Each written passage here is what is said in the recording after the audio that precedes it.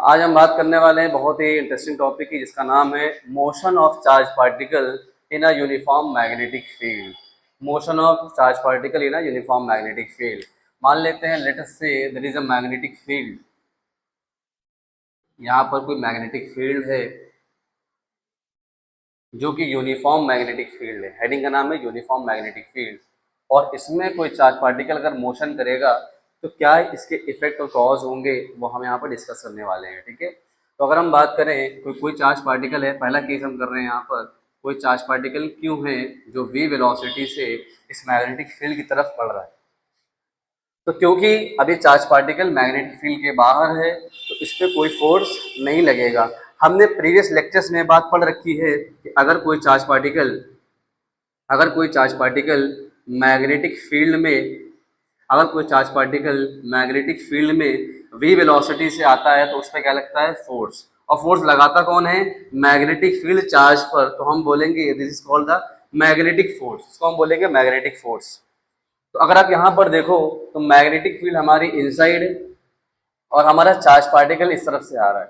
तो अगर आप देखें मैग्नेटिक फील्ड इनसाइड है और चार्ज पार्टिकल ऐसे आ रहा है, तो हम ये बोलेंगे इनके बीच में एंगल कितना है, थीटा कितना होगा, 90 डिग्री। थीटा क्या होगा, अगर हम क्रॉस को हटाएंगे तो क्या लिखते हैं, आपको पता है, साइन थीटा। और थीटा यहाँ पर कितना है बेटा, 90 डिग्री। तो फोर्स हमारा कितना हो जाएगा, F Q V B sine 90। Sine 90 की वैल्यू आपने पहले पढ़ रखी होगी, होती है 1। फोर्स कितना हो गया आपका, Q V B. Q V B, तो ये फोर्स हो गया आपका क्यू वी बी। क्योंकि हमारा फोर्स जो है वो वेक्टर क्वांटिटी है, तो अब ये सवाल आ रहा है कि फोर्स लगेगा तो इतना, इसका डायरेक्शन क्या होगा। डायरेक्शन के लिए हम लोग यूज करेंगे राइट हैंड रूल। क्या यूज करेंगे, राइट हैंड रूल। अपने राइट हैंड को आप ओपन करेंगे, अपने सारी फिंगर्स को वेलोसिटी की तरफ करेंगे और मैग्नेटिक फील्ड की तरफ कर्ल करेंगे। जो आपका थंब होगा वो बताएगा कि फोर्स का डायरेक्शन क्या होगा। रिपीट कर देते हैं इसको, अपनी सारे फिंगर्स को आपको वेलोसिटी की तरफ करना है और मैग्नेटिक फील्ड की तरफ कर्ल करना है। जो आपका थंब आएगा वो आपको बताएगा कि मैग्नेटिक फोर्स कहाँ लग रहा है। तो देखिए यहाँ पर वेलोसिटी इस तरफ है, मैग्नेटिक फील्ड इनसाइड है, तो थंब ऊपर जा रहा है। यानी कि जैसे ही चार्ज पार्टिकल यहाँ पर आएगा तो इस पर क्या लगेगा, एक ऊपर फोर्स लगेगा। इसको हम क्या बोलेंगे, मैग्नेटिक फोर्स। Magnetic force. और वेलोसिटी किस तरफ हमारी, वेलोसिटी हमारी इस तरफ है। तो अगर आप देखें यहाँ पर मैग्नेटिक फोर्स में और वेलोसिटी में एंगल कितना है, तो आप कहेंगे 90 डिग्री एंगल है। जब कभी भी ऐसा होता है बेटा कि मैग्नेटिक फोर्स या कोई भी फोर्स और वेलोसिटी में एंगल 90 डिग्री होता है, तो आपने ये बात फर्स्ट ईयर में पढ़ रखी है। क्या पढ़ रखी है कि अगर कोई यूनिफॉर्म मोशन हो रहा है, सर्कुलर मोशन हो रहा है, तो उसमें सेंटर की तरफ एक फोर्स लगता है जिसको हम बोलते हैं सेंट्रीपिटल फोर्स, और एक टेंजेंशियल वेलोसिटी इस तरफ होती है। तो आप वहां पर अगर गौर से देखें तो वहां पर एंगल कितना बनता है, तो आपने कहा 90 डिग्री बनता है। तो वहां पर पाथ कैसा था, पाथ हमारा सर्कुलर था।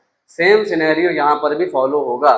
फोर्स और वेलोसिटी के बीच में एंगल कितना है, तो आपने बताया कितना एंगल है, 90 डिग्री। इसका मतलब इसके बाद जो पाथ होने वाला है वो कैसा होने वाला है, कैसा होने वाला है, आपने कहा सर्कुलर होने वाला है। तो यहां से क्या करेगा, पार्टिकल पार्टिकल एक सर्कुलर पाथ को फॉलो करेगा।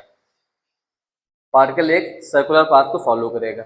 अब क्वेश्चन ये आ रहा है कि सर्कुलर पाथ है तो इसकी कुछ ना कुछ रेडियस भी होगी, हम इसको कैलकुलेट करते हैं। जब ये पार्टिकल सर्कुलर पाथ में मोशन कर रहा होगा तो आपको पता है सेंटर की तरफ क्या लगता है, तो आपने कहा सेंट्रीपिटल फोर्स लगता है। क्या फॉर्मूला होता है, आपने फर्स्ट ईयर में पढ़ रखा है।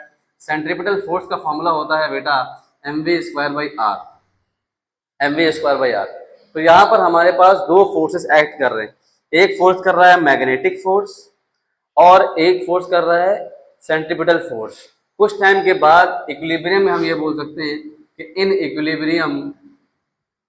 इक्विलिब्रियम दोनों फोर्स बैलेंस हो जाएंगे।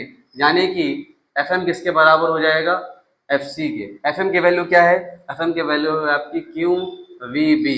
Fc की वैल्यू क्या है, mv² अपॉन में r। यहाँ से v और v क्या हो जाएगा, कैंसिल हो जाएगा।